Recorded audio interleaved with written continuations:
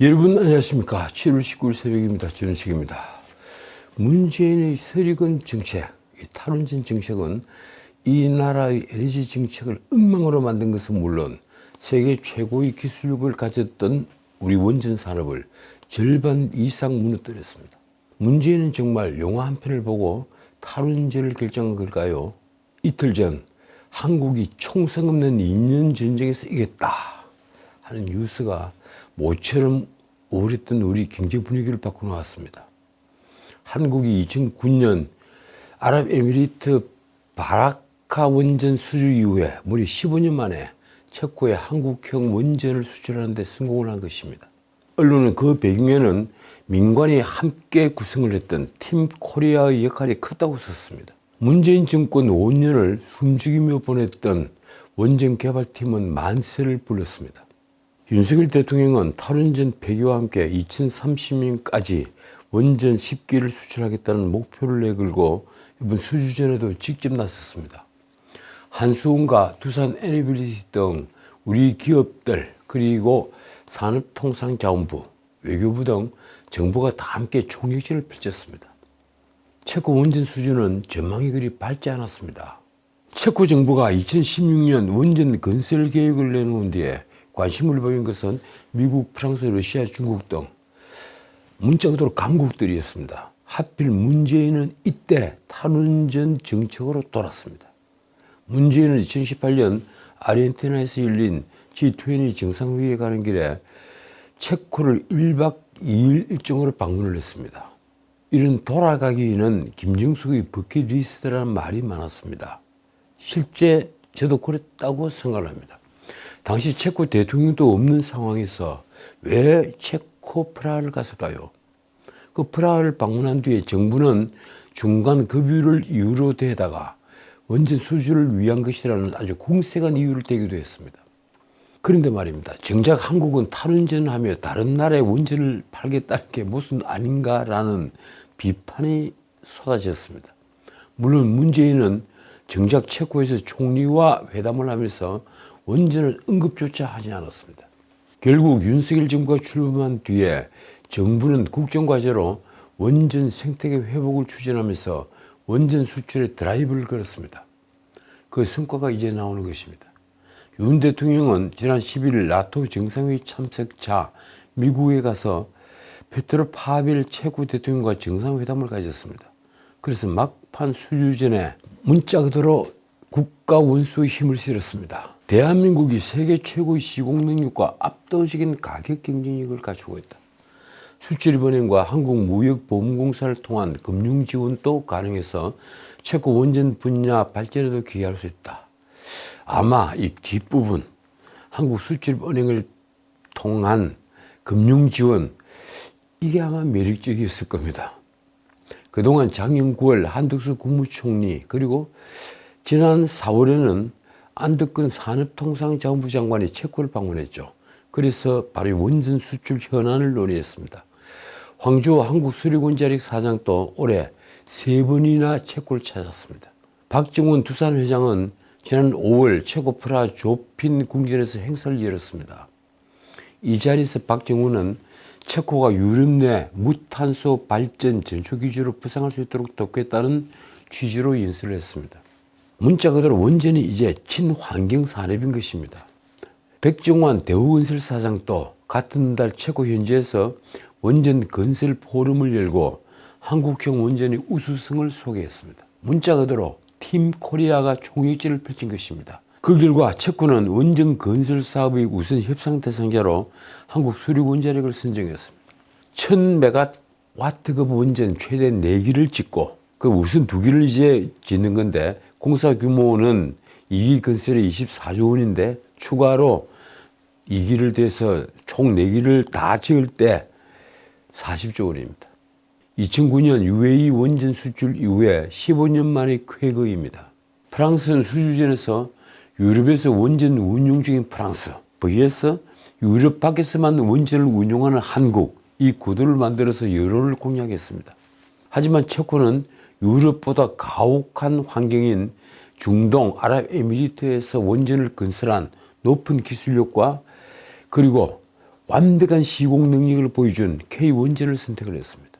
아랍에미리트에 이어 두 번째 승리입니다. 윤 대통령의 말이 이렇습니다. 전 세계 원전 시장이 금액으로는 약 1000조 원에 이른다는 것이 미국 상무부 추정이다. 그래서 지금 원전 수준은 상업적인 것에 더해 국가 간의 전략적 협력이 많이 고려되는 것이다. 대통령실은 이렇게 브리핑을 했습니다. 전후방 산업 연관 효과가 큰 대규모 수주가 일자리 창출로 이어져서 경제 활성화에 기여할 수 있을 것이다. 대규모 투자로 원전 기자재 업체의 일자리가 늘어 큰 고용 효과가 기대된다. 글쎄요, 4개를 다 건설하면 얼마만큼 일자리가 더 늘어날까요? 자, 이제 이재명 이야기를 좀 하겠습니다.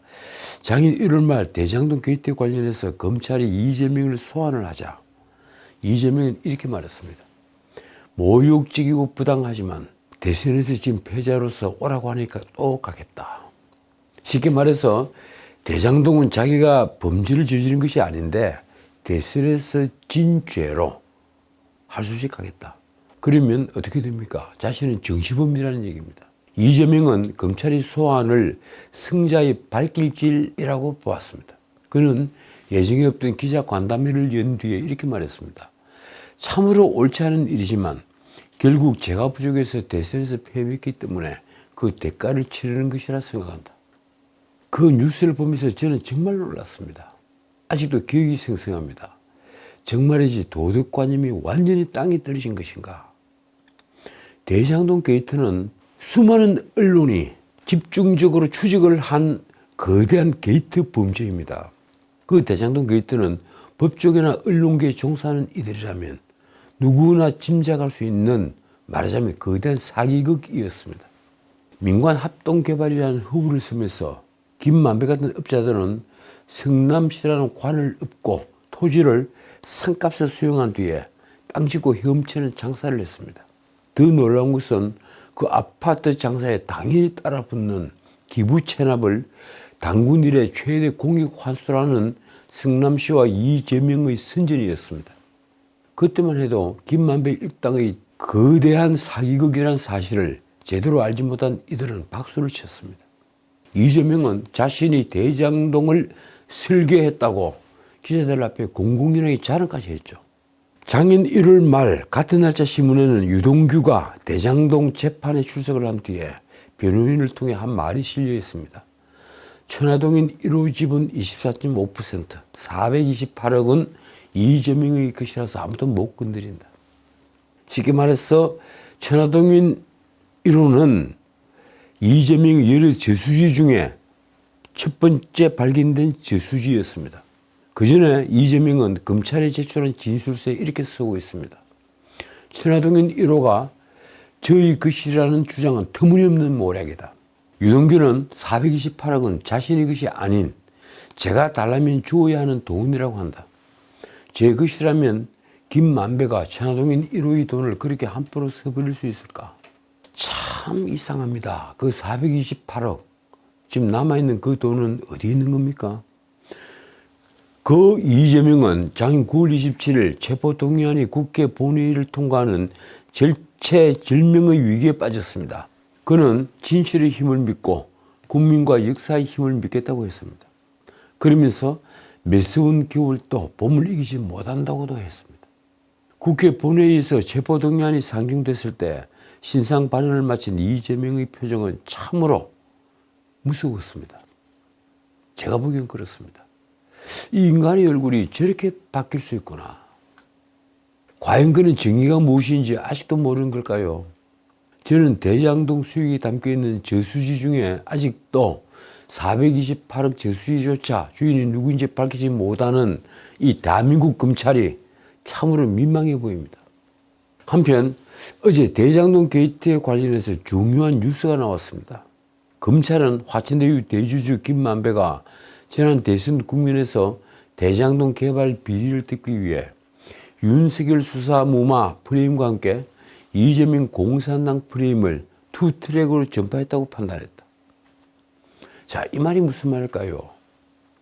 김만배가 남욱에게 이재명 캠프에서 연락이 온다며 이른바 대장동 그분의 정체에 대한 인터뷰 번복을 종용했다고 검찰은 파악했다는 말입니다. 18일 법조계에 따르면 서울중앙지검 반부패 수사 일부는 김만배 등의 공소장에 이재명 공산당 프레임 내용을 적었습니다. 대장동 비리를 은폐하기 위해 이재명은 오히려 성남시의 이익을 위해 민간업자들에게 돌아갈 이익을 빼앗아간 사람이다 라는 취지의 허위사실을 만들어 유포했다.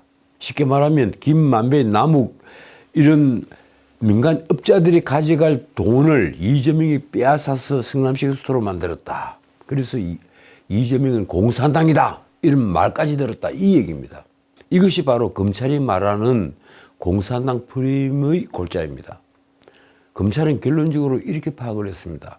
이런 프레임에 따라 대선 시기에 화천대유 관계자들이 언론 인터뷰를 했고 김만배도 2021년 9월 15일 신앙림 전 뉴스타파 전문위원과의 인터뷰에서 이를 언급함으로써 허위 사실을 지속적으로 유포했다. 말하자면 이재명은 공산당 같은 사람이다. 문자 그대로 백성을 위해서 노력하는 그런 사람이다.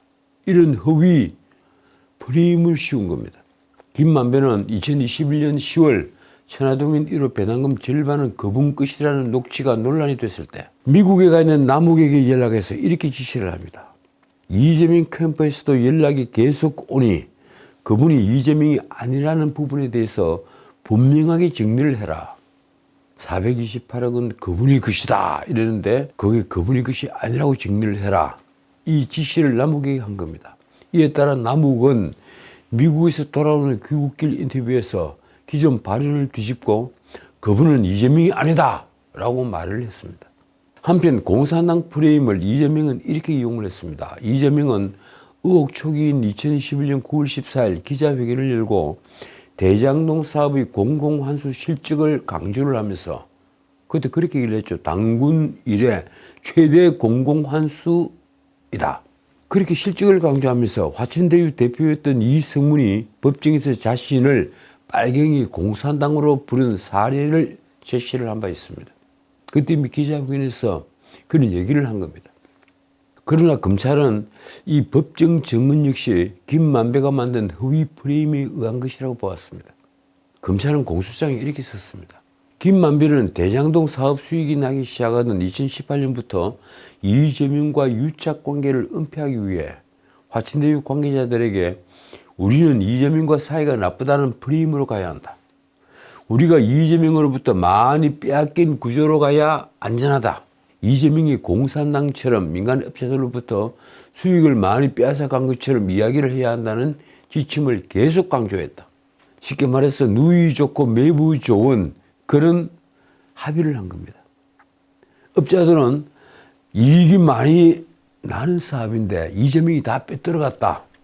성남 시민을 위해서 다 빼들어갔다. 이렇게 얘기를 해서 이익이 적게 돌아온 것처럼 속이고 그리고 대신에 이재명을 공산당 같다 이렇게 띄워준다 이 얘기입니다. 자, 그러는 한편 김만배는 이승문에게 증인으로 출석해 본인의 지침대로 증언을 하라고 지시했다고 합니다. 공소장은 이 점을 명백히 합니다. 이재명의 해명은 김만배가 과거 대장동 개발 관리 내용으로 형사재판을 받는 이재명을 돕기 위해 만들어냈던 허위 프레임을 인용한 것에 불과하다. 그러면서 이렇게 주장합니다. 김만배는 허위 사실을 지속해서 유포함으로써 이재명 측과 유착관계를 숨기려고 했고 이재명 측에서는 김만배가 유포하는 허위 사실을 해명 근거로 적극 활용했다. 검찰은 김만배가 이재명을 도울 의도로 여론 조작에 나섰다는 점을 보여주는 배경을 이처럼 공소장에 상세히 기재했습니다. 자, 또 하나 김만배가 공소장에 적힌 명예훼손 혐의와 직접 연결되는 수사 무마 프레임은 이렇습니다.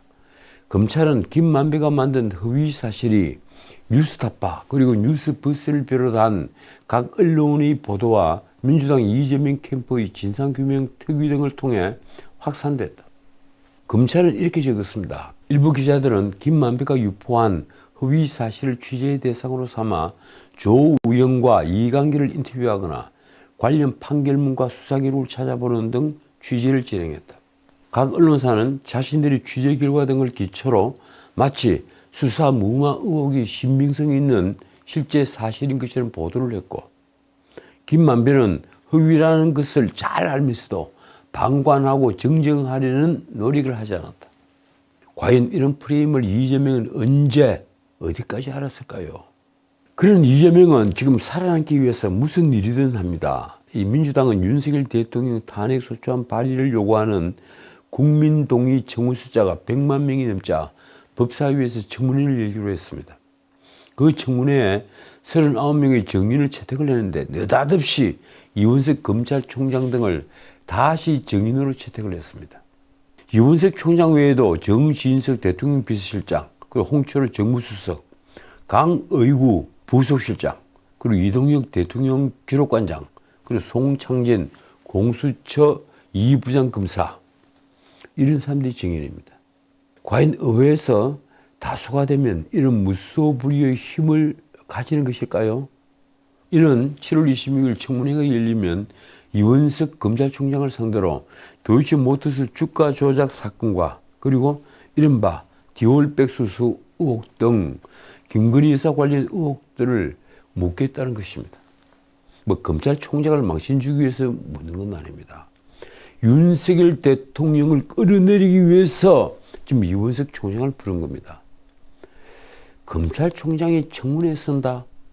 이런 전례가 다른 나라에도 있는가요? 여러분들은 어떻게 생각하십니까? 민주당과 이재명은 지금 이재명을 수사한 검사들을 탄핵하는 데 이어 검찰총장까지 청문회장에 불러내어서 이른바 정권 전체를 망신을 주겠다는 것입니다. 이재명이 벌이는 이런 다수의 폭정, tyranny of the majority, 이 다수의 폭정은 역사에 어떻게 기록될까요? 그 이재명이 또 하나의 승부수를 띄웠습니다. 그는 오래전부터 윤석열 대통령에게 13조 원으로 재적을 허물어서 13조 원으로 전 국민에게 1인당 25만 원씩 주자고 요구를 했습니다. 물론 윤 대통령은 단칼에 거절했습니다. 이게 총선 전부터 요구를 한 상인이 좀 오래된 내용입니다. 이걸로 이재명은 국민들에게 포인트를 땄죠. 윤 대통령은 국가 재정이 텅 빈 지 오래됐기 때문에 거절을 한 겁니다. 문재인은 정말 곳간을 탈탈 튼 걸 넘어 빚만 산더미처럼 남겨뒀습니다. 매년 600조가 넘는 예산을 편성을 했죠. 원래 예산이 한 450조 남짓됐는데 600조가 넘도록 예산을 대폭 올리면서 정권을 이양받았을 때 600조 남짓하던 국가 채무를 문재인이 정부를 넘겨준 2022년 말에는 국가 채무가 1100조에 이미 이르렀습니다. 무서운 폭증입니다. 작년 말 기준 국가 채무는 무려 2126조에 이릅니다. 올해 말에 1156조, 1160조 정도를 예상하고 있습니다. 그런데 이재명이 다시 13조를 더 빚을 내자 이렇게 나오는 겁니다. 이재명은 문재인 정부의 포퓰리즘에서 한치도 벗어나지 못합니다. 왜일까요? 표를 얻기 위해서입니다.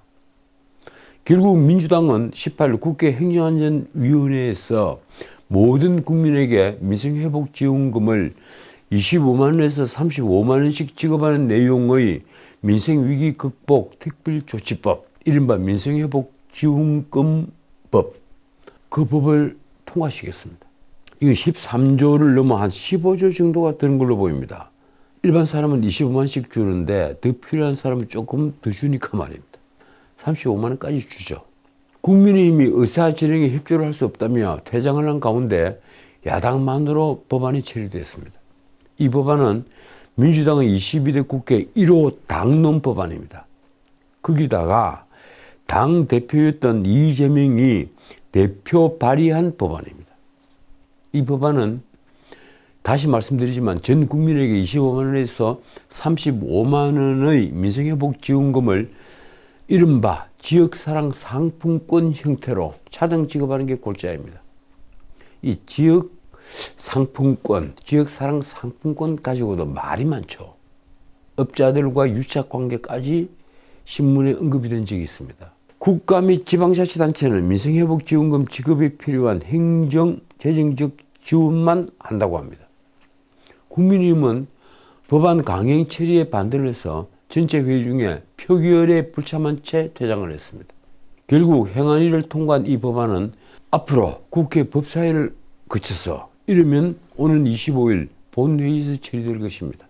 민주당은 무조건 밀어붙이니까 이건 의사일정을 협의조차 하지 않고 밀어붙이는 것이니까 아마 25일 본회의에서 처리가 될 걸로 보입니다.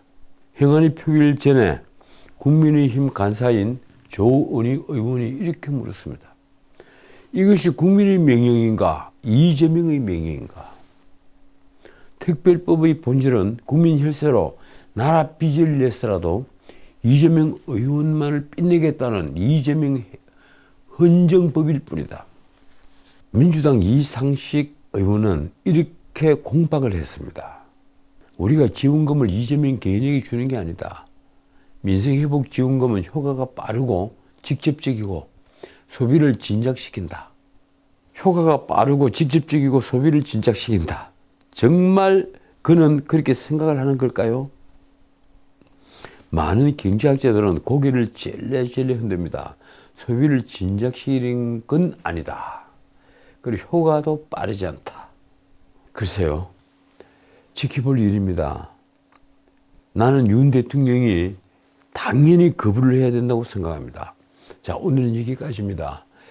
전주지검에서 지금 수사를 하고 있는 타이 이사제 사건. 이건 이상직의 뇌물공여 그리고 문재인의 뇌물수수 이렇게 연결이 되어 있는 범죄입니다. 이 타이 이사제 사건에 이어서 문재인의 아내 김정숙의 인도 타지말 외유성 출장 의혹을 수사 중인 검찰이 지금 최근 무척 바빠지고 있다는 뉴스가 나왔습니다. 검찰은 17일 문화체육관광부 관계자를 소환했습니다. 서울중앙지검 형사 2부는 이날 문체부 현직 과장 A를 참고인신문으로 불러 조사했습니다. 내용은 이겁니다. 검찰은 A에게 2018년 10월쯤 있었던 김정숙의 인도 방문, 그러니까 타지말 방문했을 때입니다. 인도 방문에 들어간 예비비를 편성한 경위를 물었습니다. 당시 문체부는 대통령 전용기 비용 약 2억 원을 포함한 4억 원가량의 일반 예비비를 기획재정부에 신청을 했는데 이런 거액의 예비비가 신청 사흘 만에 편성이 된 것입니다. 이에 국민의힘 이종배 서울시 의원은 지난해 12월 해당 의혹과 관련한 고발장을 검찰에 제출했습니다. 아울러 김정숙이 2018년 한글을 모티브로 한 샤넬 재킷을 대여해서 착용한 뒤에 반납을 하지 않은 의혹. 아마 여러분들 그 사진을 봐서 알 겁니다. 한글로 되어 있는 윗돌인데 그 옷을 빌려서 입고 반납을 하지 않았다. 그리고 전시되어 있는 그 샤넬 재킷은 전혀 다른 샤넬 재킷이었다. 그리고 청와대 경호관에게 개인 수용 강습을 시킨 의혹으로도 올해 1, 2월 추가 고발을 했습니다. 검찰은 지난 1일 국립한글박물관장을 소환해서 샤넬 재킷 관련 의혹을 조사한 바 있습니다. 참 치사한 의혹들입니다. 특수활동비로 옷과 장신구를 구입하지 않았다면 그 내역을 왜 공개하지 못할까요? 왜 문재인은 법원의 판결에도 불구하고 항소를 하면서 그 내역을 대통령 기록물로 깊이 봉인을 해버렸을까요? 김정숙의 소환을 지켜볼 문재인의 심사가 무척 궁금합니다. 지금까지 전식이었습니다.